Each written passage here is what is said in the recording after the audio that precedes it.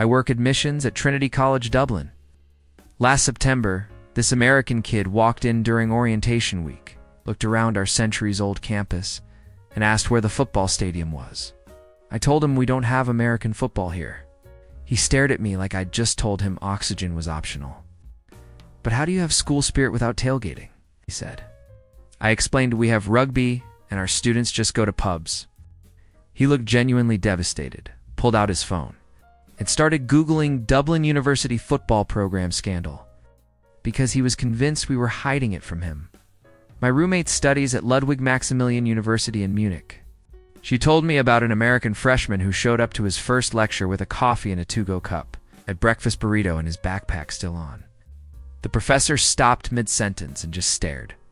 The whole lecture hall went silent. The American looked around, confused, then whispered, "Is it the burrito?" The German students didn't even blink. They just watched him slowly realize he was the only person treating a lecture hall like a food court. He tried to pack everything away quietly, but the rustling echoed for what felt like 5 minutes straight at the University of Copenhagen.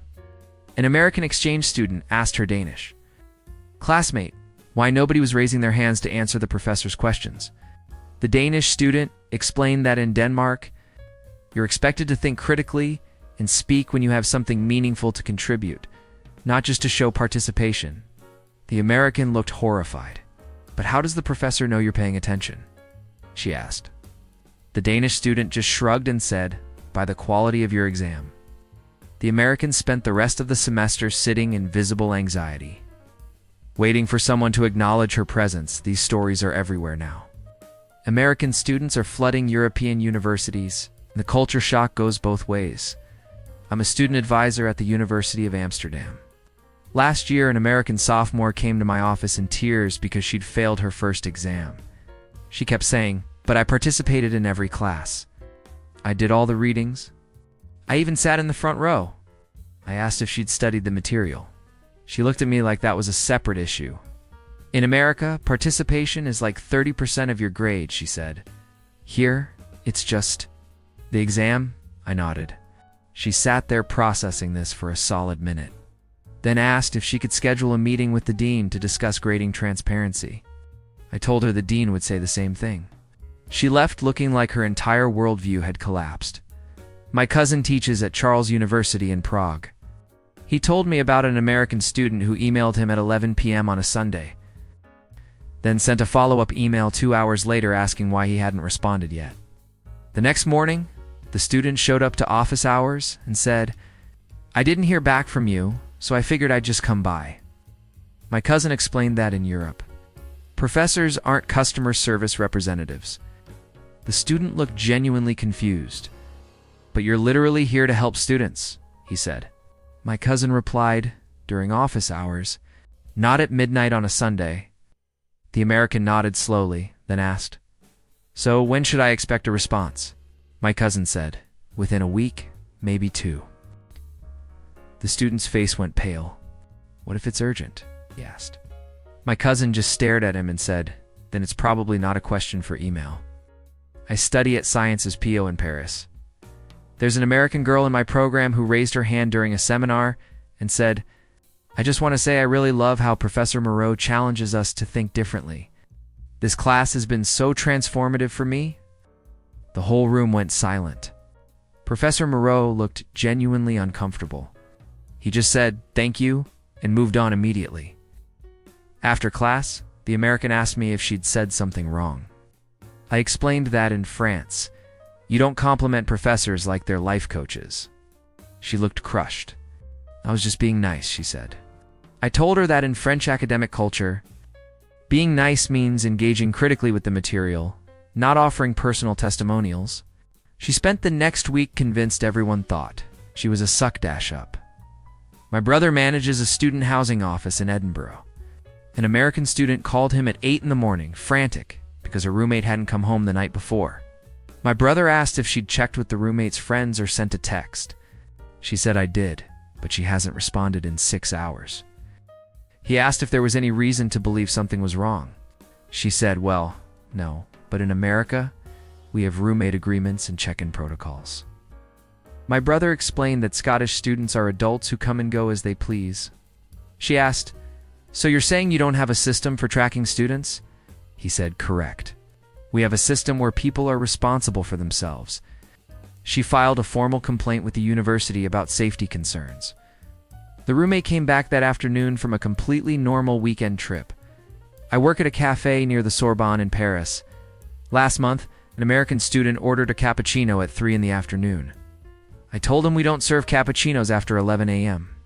He laughed, then realized I wasn't joking. "Why not?" he asked.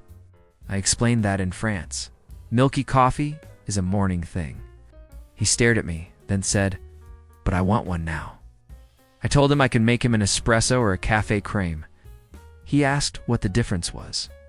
I said a café crème is similar, but it's not called a cappuccino, and it's still not really done in the afternoon. He looked at me like I was personally oppressing him. "This is insane," he said. "In America, you can get whatever you want, whenever you want." I just shrugged. He ordered the café crème, then posted on Instagram about how Europe was stuck in outdated traditions with a picture of his coffee. The post got 12 likes. I'm a waiter at a traditional Gasthaus in Vienna. An American couple sat down for dinner and immediately asked for the Wi-Fi password. I told them we don't have Wi-Fi for customers. The woman looked horrified. "How are we supposed to look up what to order?" she asked. I handed her the menu, which was in German with English translations. She scanned it, then said, "Can you recommend something that's not too weird?" I suggested the schnitzel. She asked if it came with fries. I said, "It comes with potato salad." She made a face. Her husband asked if they could substitute it for fries. I said no, the dish comes as it is. He leaned back and said, "In America, you can always customize your order. It's called customer service." I told him in Austria, it's called respecting the chef. They ordered the schnitzel, ate half of it, then left without tipping because, as they loudly announced, the service wasn't flexible. My sister works at a university cafeteria in Stockholm. She told me about an American student who tried to return his lunch tray because the meatballs were too small. She explained that Swedish meatballs are supposed to be small. He said, "Yeah, but I'm still hungry. Can I get more for free?" She told him he'd need to buy another portion. He looked outraged. "At my school in America, you can go back for seconds," he said. She explained that this isn't an all-you-can-eat dining hall. It's a cafeteria where you pay per item. He asked to speak to her manager. The manager came over and repeated exactly what my sister had said. The American shook his head and muttered, "This is why America is the best country in the world," loud enough for everyone to hear. A Swedish student nearby just looked at him and said, "We have free healthcare." The American had no response. I manage a pizzeria near Sapienza. University in Rome. An American student walked in and asked if we delivered. I said, "No, we don't deliver." He asked, "Why not?" I said, "Because we're a sit-down restaurant." He looked around at the tables and said, "But Domino's delivers." I told him we're not Domino's. He pulled out his phone and said, "I'm going to check if you're on Uber Eats." I told him we're not. He looked genuinely upset. "How do you stay in business?" he asked. I gestured at the packed dining room full of locals. He stared, then said, "In America, every restaurant delivers. It's basic economics." I told him in Italy, people come to restaurants to eat at restaurants. He shook his head, ordered a pizza to go, then complained on Google reviews that we were behind the times and not student-friendly. The review got flagged for being unreasonable. I worked the ticket counter at Amsterdam Central Station. An American student came up and asked for a train to Paris, France. I told him the next direct train leaves in 40 minutes. He looked confused. "Wait, I can just take a train to Paris?"